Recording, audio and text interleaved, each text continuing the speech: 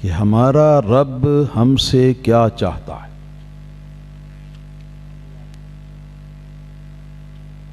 کیا وہ بڑا سخت ہے کہ ہمیں معاف ہی نہیں فرمائے گا، یا ہمارے تھوڑے سے نیک اعمال سے ہمیں جنت کا وارث بنا دے گا.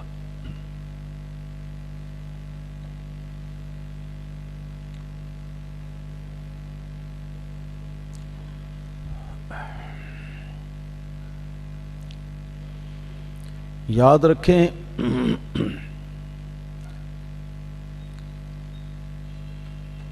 کہ حدیث پاک کا ترجمہ ہے کہ اللہ تعالی ہم سے یہ چاہتا ہے کہ ہم اللہ تعالی کے حکم کی اطاعت کریں. جو کچھ اس نے حکم دیا ہے ہم اس کی اطاعت کریں، اور جس کام سے یا جس چیز سے روکا ہے اس سے ہم رک جائیں، اس سے ہم باز رہیں. یہ اللہ تعالیٰ کا ہم سے تقاضا ہے. اور رہی یہ بات کہ کیا وہ بڑا سخت ہے کہ ہمیں معاف ہی نہیں فرمائے گا، یا ہمارے تھوڑے سے نیک اعمال سے ہمیں جنت کا وارث بنا دے گا.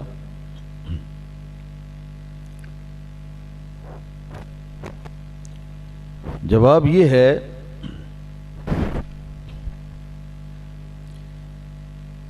اللہ پاک ارشاد فرماتا ہے اِنَّهُ هُوَ التَّوَّابُ الرَّحِيمُ. بے شک اللہ تعالی بہت توبہ قبول فرمانے والا اور مہربان ہے.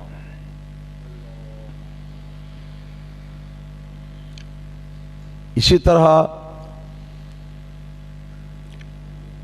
قرآن پاک میں ہے کہ اللہ تعالیٰ غفور الرحیم ہے. اسی طرح حدیث پاک کے اندر آیا ہے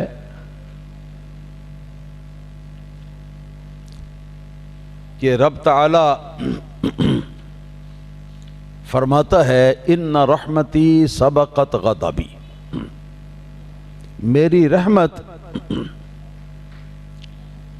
میرے غضب سے سبقت لے گئی.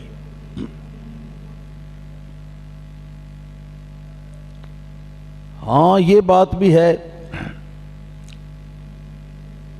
کہ اللہ تعالیٰ نے یہ بھی ارشاد فرمایا ہے واللہ عزیز ذو انتقام.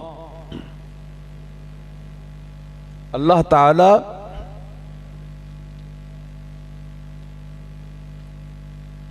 ہر چیز پر غالب ہے اور انتقام لینے والا ہے.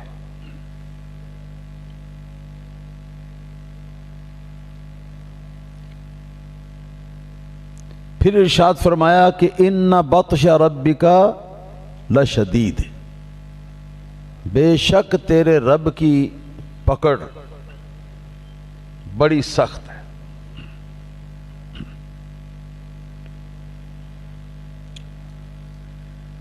یہ دونوں صفتیں اللہ پاک کی قرآن کریم کے اندر اور احادیث کے اندر موجود ہیں، مگر یہ کہ ان رحمتی سبقت غضبی، میری رحمت جو ہے میرے غضب کے اوپر سبقت لے گئی.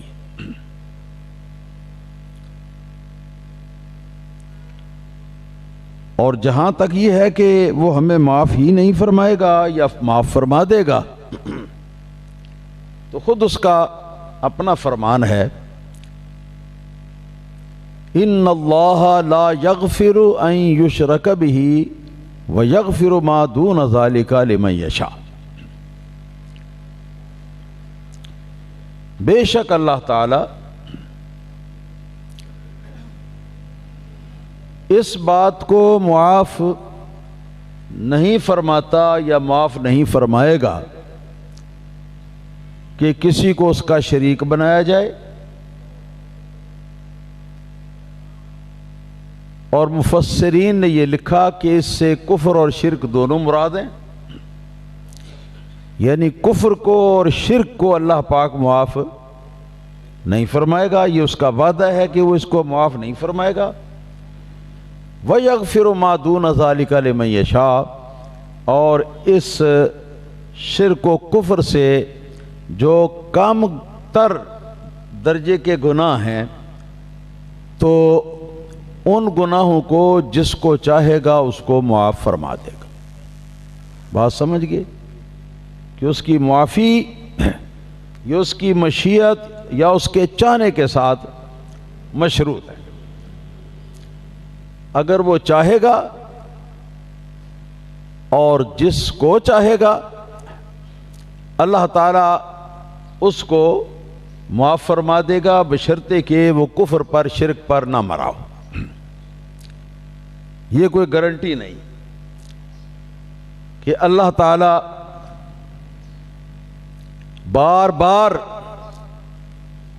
ہم سے مطالبہ فرماتا ہے کہ توبوا الی اللہ، اللہ تعالیٰ کی طرف توبہ کرو، اللہ تعالیٰ کی طرف توبہ کرو، اللہ تعالیٰ کی طرف توبہ کرو، یہاں تک کہ وہ لوگ جو یہ سوال کرتے ہیں کہ کیا اللہ تعالیٰ ہمیں بالکل معاف نہیں کر سکتا، یعنی قنوطیت، اللہ تعالیٰ کی معافی اور اللہ تعالیٰ کی رحمت سے نا امیدی، کہ آدمی یقین کر لے کہ اس کو تو بخشنا ہے ہی نہیں اللہ تعالیٰ نے،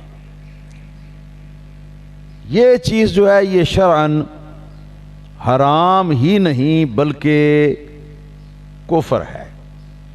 کفر کہ بے شمار آیتوں اور حدیثوں کا اس میں انکار ہے، بلکہ ایسے قنوطیت کا نظریہ رکھنے والے جو ہیں ان کے لیے اللہ پاک نے ارشاد فرمایا ہے کہ قُلْ يَا عِبَادِيَ الَّذِينَ أَسْرَفُوا عَلَىٰ أَنفُسِهِمْ لَا تَقْنَطُوا مِن رَحْمَةِ اللَّهِ إِنَّ اللَّهَ يَغْفِرُ الذُّنُوبَ جَمِيعًا۔ اے حبیب صلی اللہ تعالی علیہ وسلم لوگوں کو فرماؤ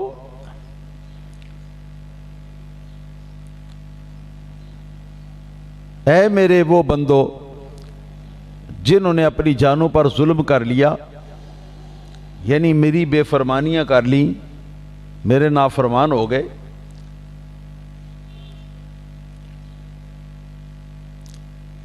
لا تقنطوا من رحمت اللہ، اللہ تعالیٰ کی رحمت سے نا امید مت ہونا، نا امید مت ہونا۔ ان اللہ یغفر الذنوب جمیعا، بے شک اللہ تعالیٰ سارے گناہ بھی بخش دیتا ہے، مگر ہر ایک کے ساتھ یہ وعدہ نہیں، یہ وعدہ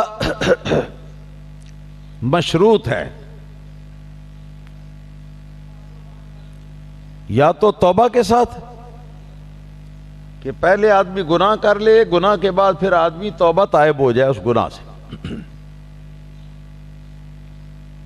تو اس کے نتیجے میں وہ گناہ معاف ہو جاتا ہے۔ حدیث پاک کے اندر آتا ہے کہ التائب من الذنب کمن لا ذنب لہ، گناہ سے توبہ کر لینے والا جو شرعی طریقے کے مطابق، شرعی دستور کے مطابق توبہ کرے، سرکار علیہ الصلوۃ والسلام فرماتے ہیں کہ وہ ایسا ہے جیسا کہ اس نے گناہ کیا ہی نہیں تھا۔ پھر فرمایا التائب من الذنب کیوم ولدتہ امہ، جو شخص گناہ سے سچی توبہ کر لیتا ہے تو وہ ایسا شخص ہے، وہ اس بچے کی طرح ہے کہ جو بچہ ابھی پیدا ہوا، مطلب یہ ہے کہ ابھی وہ گناہ سے پاک ہے، تو توبہ جو ہے آدمی کو گناہ سے پاک کر دیتی ہے، اور توبہ کے بعد آدمی کے سارے گناہ جن گناہوں سے بھی اس نے توبہ کر لی ہے، ہاں جی، اللہ تعالیٰ معاف فرما دیتا ہے۔ یہ اللہ تعالیٰ کا وعدہ ہے۔ پچھلے معاف، شرعی دستور کے مطابق توبہ کرنے کے بعد پچھلے معاف، اور آئندہ کے لیے پھر توبہ کے اندر جو اللہ تعالیٰ سے معافی مانگ کر وعدہ کیا ہے کہ یا اللہ پاک اس بار مجھے معاف فرما دے، پچھلے گناہ میرے معاف فرما دے، آئندہ میں نہیں کروں گا، یہ وعدہ توبہ کے اندر ہوتا ہے۔ تو اس وعدے کے اوپر جو قائم رہے تو اللہ تعالیٰ اس کو معاف فرما دیتا ہے، پچھلے معاف کر دیتا ہے۔ تو اگر وہ پھر گناہ کرے گا تو ظاہر ہے کہ گناہ کی تو سزا ہے ہی۔ اسی طرح قرآن پاک کے اندر اللہ پاک نے یہ بھی ارشاد فرمایا فَيَغْفِرُ لِمَن يَشَاءُ وَيُعَذِّبُ مَن يَشَاءُ۔ اللہ تعالیٰ جس کو چاہے اس کو بخش دے اور جس کو چاہے اس کو نہ بخشے۔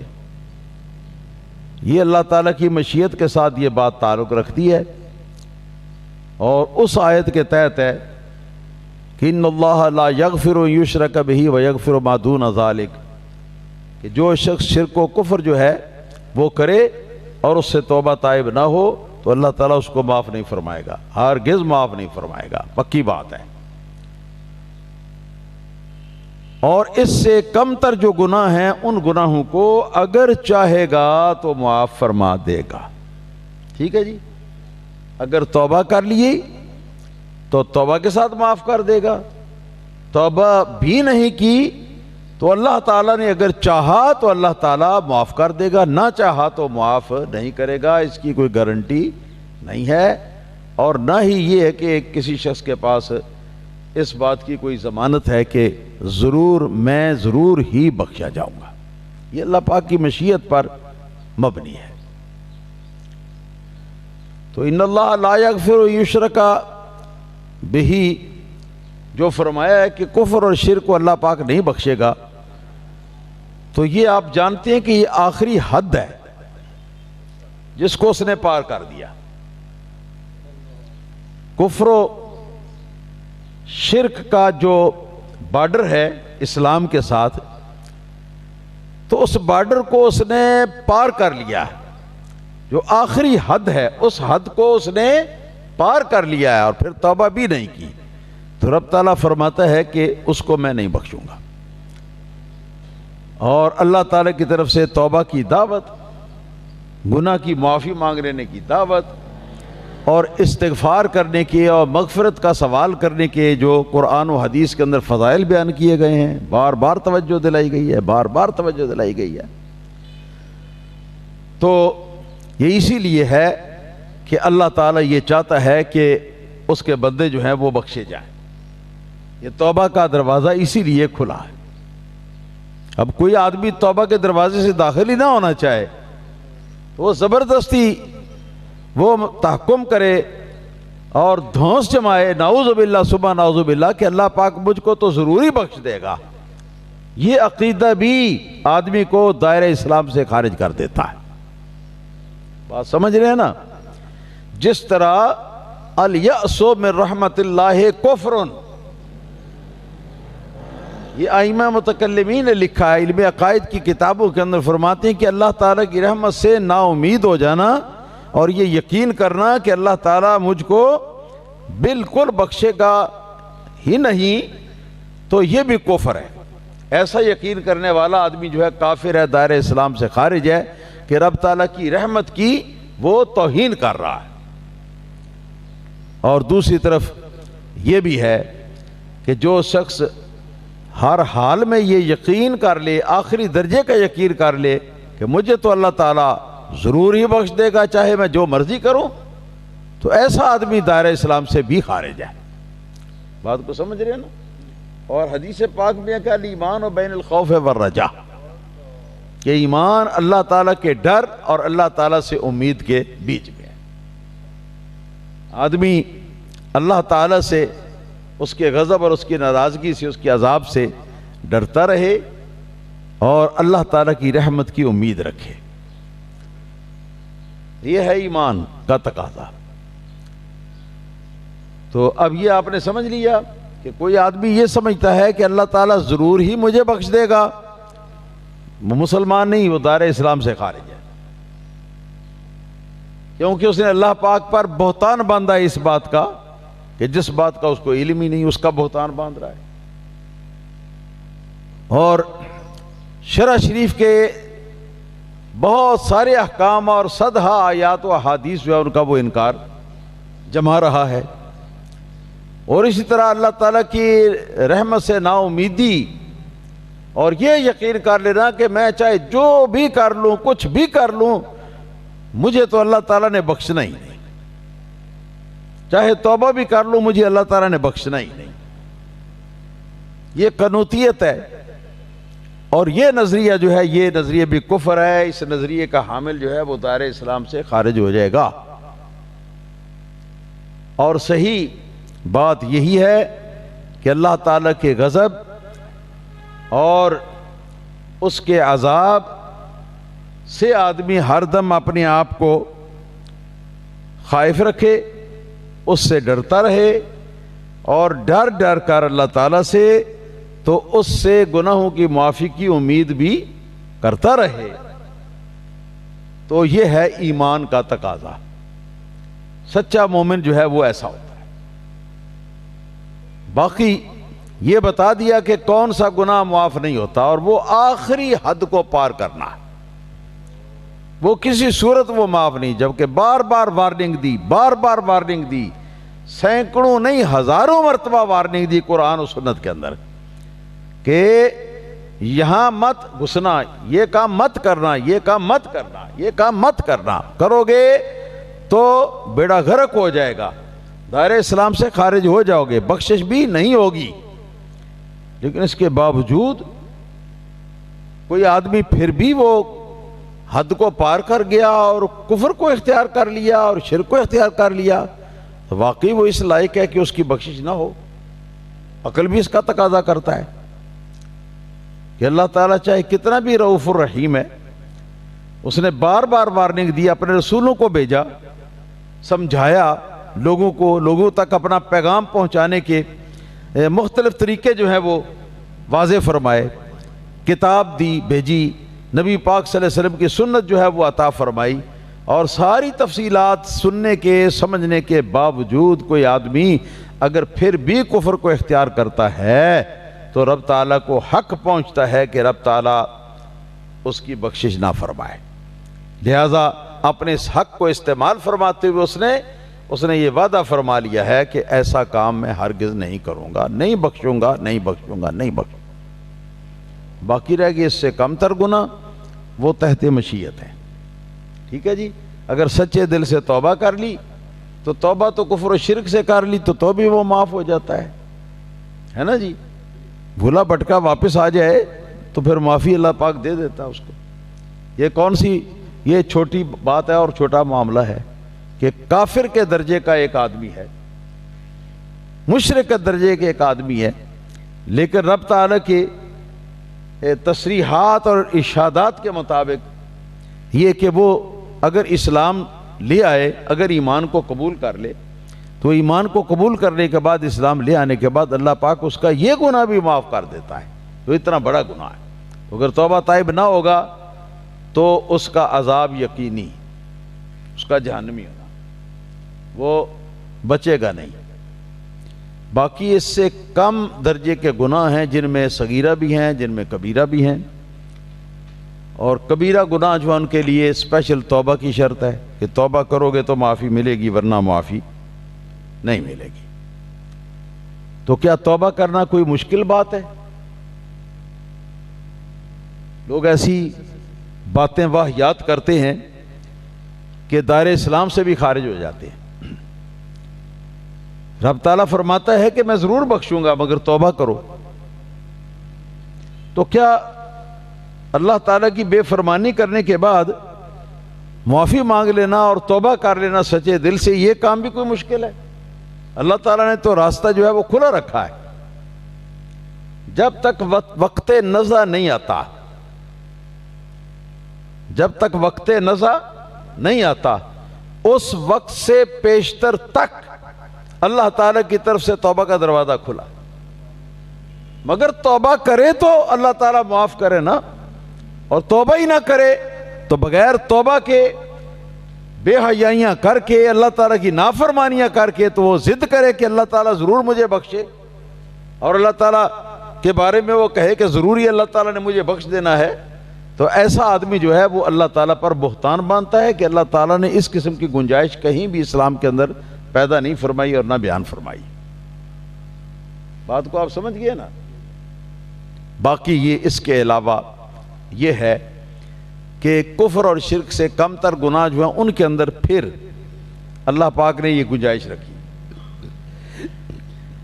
کہ جن کو اللہ تعالیٰ معاف کر دینا چاہے، خواہ کسی بھی وجہ سے معاف کر دینا چاہے یا محض اپنی مرضی سے معاف کر دینا چاہے، تو اس کو کوئی معاف کرنے سے روک نہیں سکتا.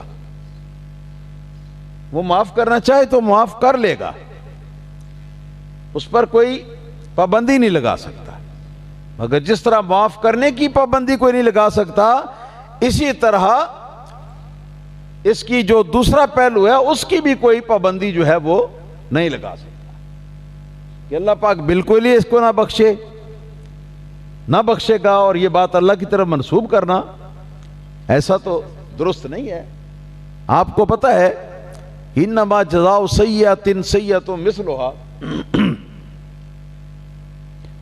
برائی کی جزا بھی اسی طرح کی برائی ہے، اور یہاں دوسری برائی جو ہے اس سے مراد عذاب ہے. اور اس کو برا اس لیے کہا ہے کہ وہ آدمی کو برا لگتا ہے. اب کوئی آدمی قتل کر دے، کوئی آدمی ڈکیتی کر لے، اس کے بعد پولیس اس کو پکڑ لے، پکڑ کر اس کے خلاف مقدمہ چلایا جائے، اور وہ جو کچھ لوٹا اس نے واپس بھی نہ کرے، قتل کا خون بہا بھی ادا نہ کرے، جن کا قتل ہوا ہے وہ معاف بھی نہ کریں، تو پھر وہ اصرار کرے، وہ جج سے اصرار کرے کہ ایک ایسا جج ہے یہ مجھے معاف بھی نہیں کرتا. کیا واہیات بات ہے، کیا واہیات بات ہے. یہ حقیقت ہے کہ جیسا گناہ آدمی کرتا ہے ویسی ہی اللہ پاک نے اس کی سزا رکھی ہے. سزا جو ہے یہ گناہگار کا حق ہے کہ اس کو سزا ملے، لیکن اگر گناہگار توبہ تائب ہو جائے تو سزا اللہ تعالیٰ معاف فرما دیتا. اسی طرح اگر اللہ تعالیٰ کی اپنی مشیت اس بات پر ہو جائے کہ میں اس گناہگار کو اپنی مرضی سے معاف کر دیتا ہوں مثلا، اور اس کا گناہ کفر و شرک سے کم ہے، تو یہ اللہ تعالیٰ وحدہ لا شریک کی یہ رحیمیت ہے، اس کی غفوریت کی شان ہے. مگر اس پر اس کو مجبور کوئی نہیں کر سکتا. بات سمجھ رہے ہیں نا؟ تو اب قیامت میں معافی جو ہے وہ دو باتوں پر ہوگی. جس نے توبہ نہیں کی میں اس کے لیے بات کرتا ہوں، توبہ بھی نہیں کی، کفر و شرک پر مرا بھی نہیں، اور دوسرے کو جو گناہ ان سے توبہ بھی نہیں کی، مسلمان ہے، گناہگار ہے، تو قیامت کے روز توبہ کا دروازہ بند، وہ توبہ طائب نہیں ہو سکتا. وہ وقت گزر گیا، ایک حد تھی وہ پار کر گیا، لہذا وہ حقدار ہے اس بات کا کہ اس کو جہنم کے اندر بھیجا جائے، اللہ تعالیٰ کے عذاب کے اندر اس کو مبتلا کیا جائے. مگر اللہ تعالیٰ نے میدان قیامت کے اندر اپنی رحمت کو بھی اپنے غضب پر غالب کرنا ہے، دکھانا ہے. تو اس کے لیے اللہ پاک نے اپنے پیاروں کی شفاعت جو ہے ایک ذریعہ اس کو بنایا. نبی پاک صلی اللہ تعالی علیہ وسلم شفاعت فرمائیں گے، پھر دیگر انبیاء علیہم الصلوۃ والسلام شفاعت فرمائیں گے، پھر علماء کرام، علماء ربانی، وہ نہیں جو خود گردن گردن تک یا کانوں کانوں تک جو گناہوں کے اندر ڈوبے ہوئے غرق ہیں، گناہوں کے تالاب میں، وہ نہیں، علماء ربانیین، وہ بھی شفاعت کریں گے اور ان کی شفاعت قبول ہوگی۔ پھر شہداء جو ہیں وہ بھی شفاعت کریں گے اور ان کی شفاعت قبول بھی ہوگی۔ پھر نیکوکار جنہوں نے نیکیاں کی ہیں، دنیا کے اندر رہ کر نیکی کی زندگی گزاری ہے، اگر کوئی گناہ ان سے سرزد ہوا تو اس پر توبہ کر لی، تو پھر وہ لوگ جو ان کو بھی موقع ملے گا کہ تم بھی شفاعت کرو۔ پھر اس سے معاملہ آگے بڑھتا چلا جائے گا۔ جو حافظ قرآن ہے وہ اپنے خاندان میں سے اپنے 10 قرابت دار جو ہیں، 10 قرابت دار، ان کی اللہ پاک کی بارگاہ میں شفاعت کرے گا اور شفاعت قبول کی جائے گی۔ یہاں تک کہ نبی پاک صلی اللہ علیہ وسلم کی حدیث میں نے پڑھی ہے کہ نبی پاک صلی اللہ علیہ وسلم ارشاد فرماتی ہیں کہ قیامت کے روز ایک شخص جو ہے وہ ڈھونڈ رہا ہوگا کہ میرا کوئی سفارشی ملے تو میں اس کے ذریعے سے اپنی شفاعت کروا لوں۔ جب شفاعت کا دروازہ کھل جائے گا اور شفاعت عام چل جائے گی، یہ اس موقع کی بات ہے، تو اس کو کوئی نہیں مل رہا ہوگا شفاعت کرنے والا، یہاں تک کہ اچانک اس کی نظر جو ہے وہ ایک عالم دین پر پڑے گی، عالم ربانی پر۔ اس کے پاس وہ جائے گا، اس کو پہچان لے گا اور اس سے یہ کہے گا کہ چلیے نا میری شفاعت کیجئے۔ وہ کہے گا کہ مجھے تو پتہ نہیں تو کون ہے، میں تیری شفاعت کیسے کروں؟ وہ کہے گا کہ اذکر،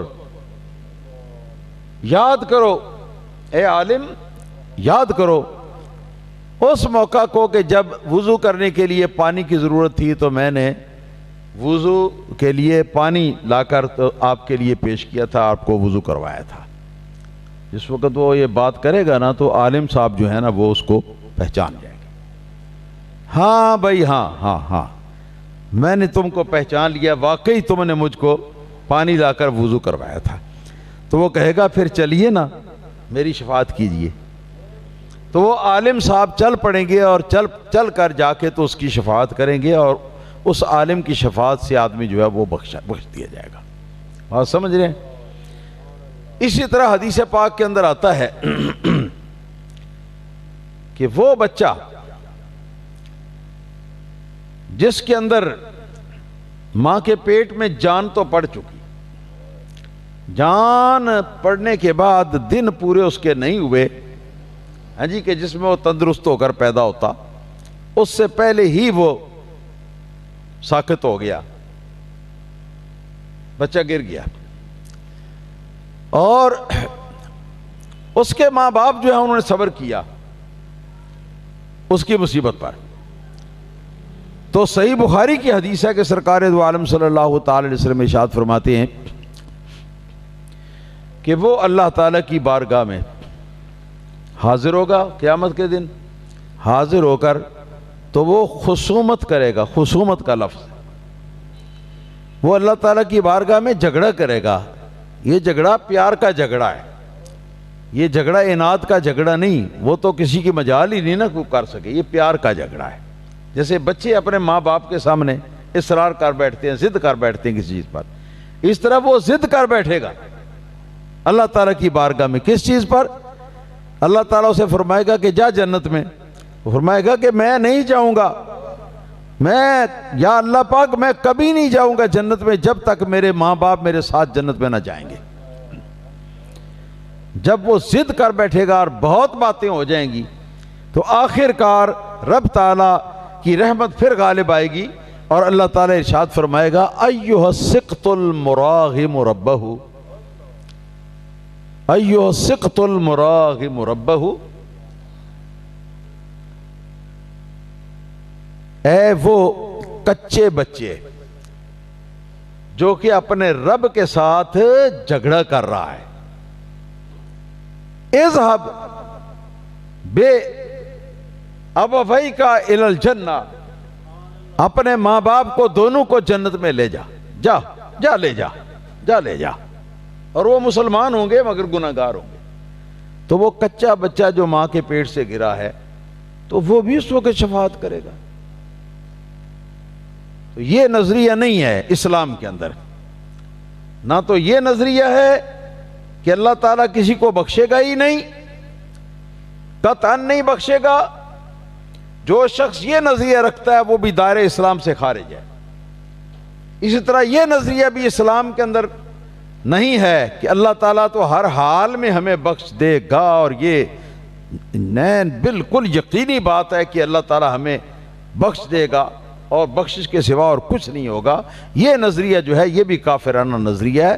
ان دونوں نظریوں کے درمیان میں معتدل اور صحیح اسلامی نظریہ کیا ہے کہ کفر و شرک کو کبھی نہیں بخشے گا، اور اس سے کم تر جو گناہ ہیں ان گناہوں کو جن کو جس شخص کو چاہے گا اس کو بخش دے گا. اور اس مشیت کے تحت یہ آنے والے جو ہیں وہ لوگ ہیں کہ جو انبیاء علیہ السلام یا علماء یا شہداء یا صالحین یا نیک بندوں یا اس طرح کے جو لوگ ہیں، جیسے بچے کی بات میں نے کی، حافظ قرآن کی بات کی، تو ان لوگوں کی شفاعت سے بخشے جائیں گے. یقیناً وہ اللہ تعالیٰ کی مشیت سے ہی وہ بخشے جائیں گے. اور پھر تو کیا ہوگا کہ آخر میں اللہ تعالیٰ فرمائے گا، ایک حدیث پاک میں نے پڑھا ہے کہ انبیاء شفاعت کر چکے، ان کی شفاعت میں نے قبول کر لی. علماء شفاعت کر چکے، شفاعت ان کی قبول کر لی. شہداء کر چکے، میں نے قبول کر لی.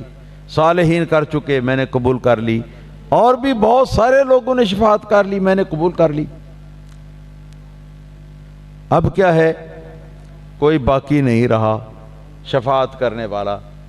مگر ابھی مخلوق میں کئی لوگ ایسے ہیں کہ جو میری مشیت کے تحت ہے، ان کو شفاعت نہیں پہنچی اور میری مشیت کے تحت ہے. یہ صحیح حدیث ہے. اللہ تعالیٰ ارشاد فرمائے گا وَلَمْ يَبْقَ إِلَّا الرَّحْمَانِ، رحمان کے سوا اب کوئی باقی نہیں رہا. تو اب پھر کیا کرے گا اللہ تعالیٰ؟ ایک لپ بھرے گا دوزخ میں سے. یہ لپ نہ انگلیوں پر مشتمل ہے، نہ ہاتھ کے ہتھیلی پر مشتمل ہے.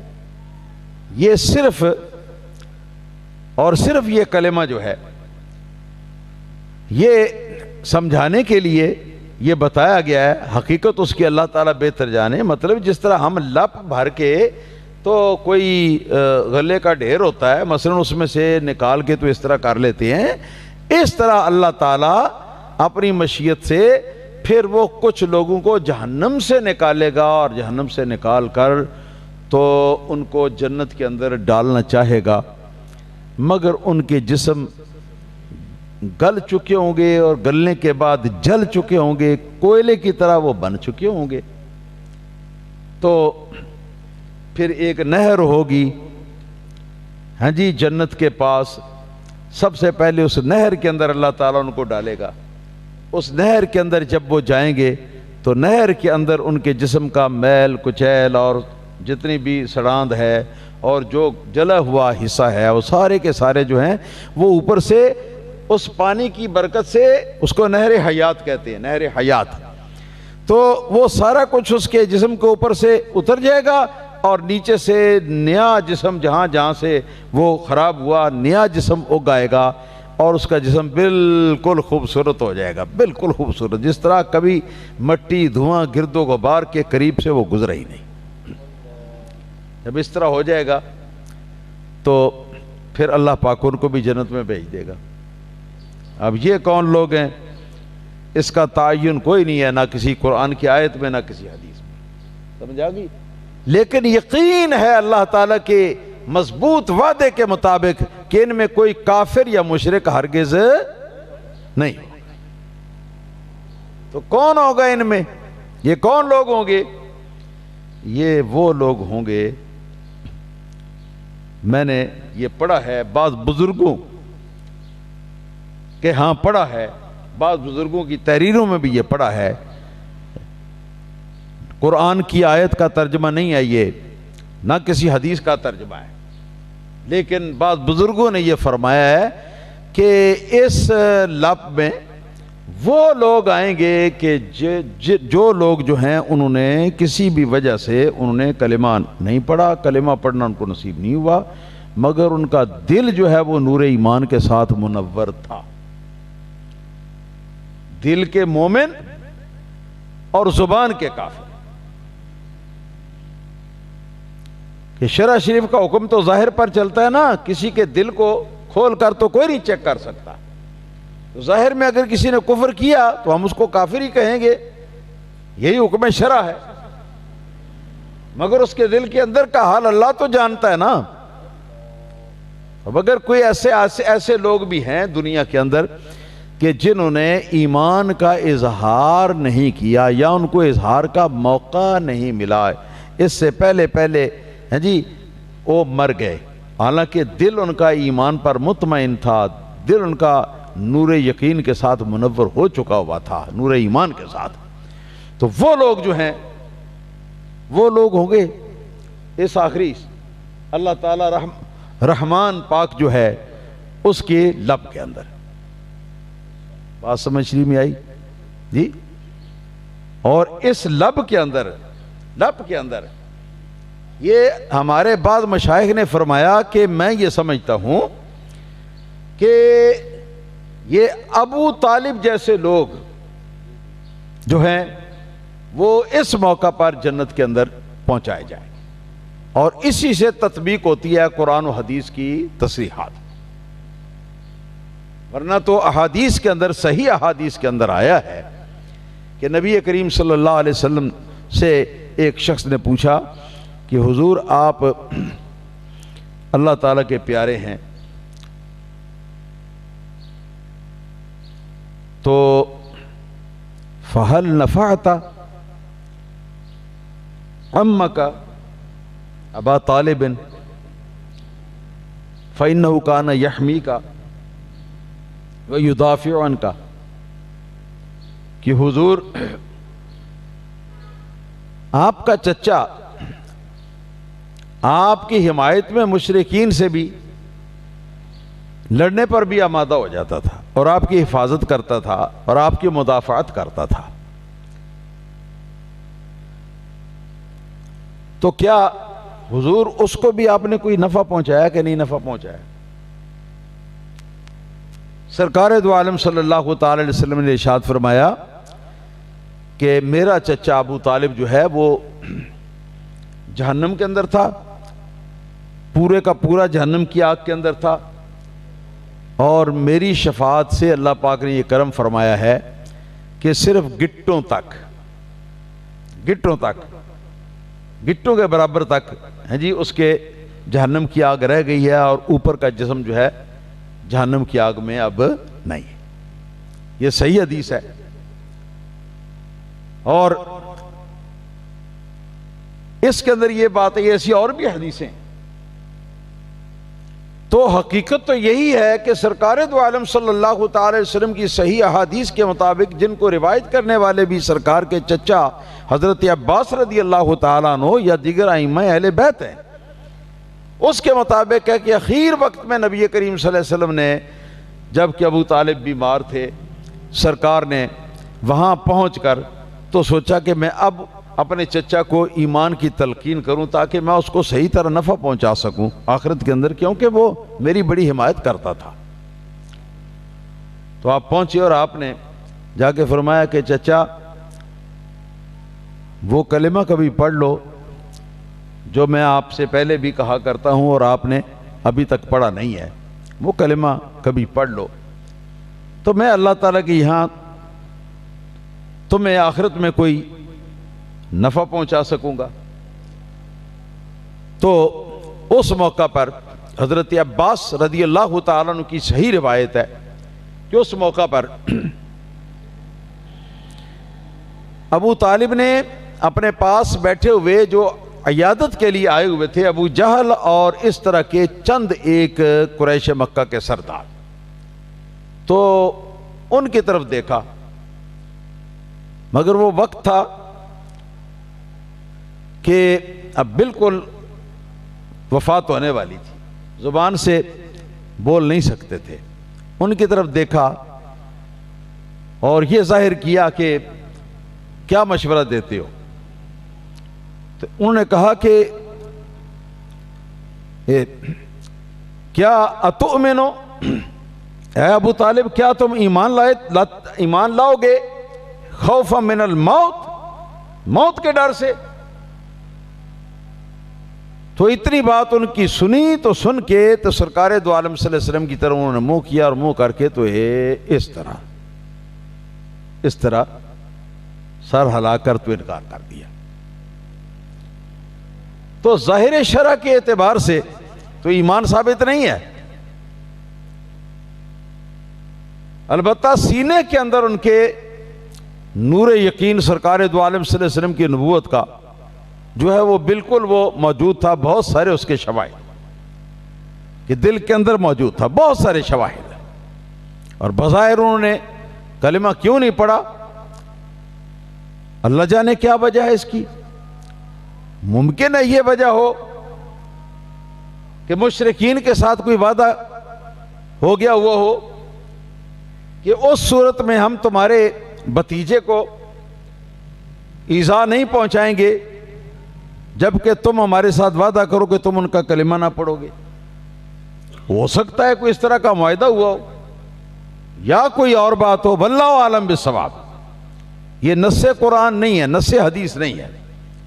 جو کچھ نص حدیث ہے وہ یہی ہے کہ سرکار دو عالم صلی اللہ علیہ وسلم نے کلمہ پیش فرمایا پڑھنے کے لیے، مگر چچا نے اس طرح سر ہلا کر تو انکار کر دیا. تو ظاہر شرع میں تو یہی ہے کہ مومنین میں ان کا شمار نہیں ہو سکتا، دل پھاڑ کر ہم دیکھ نہیں سکتے.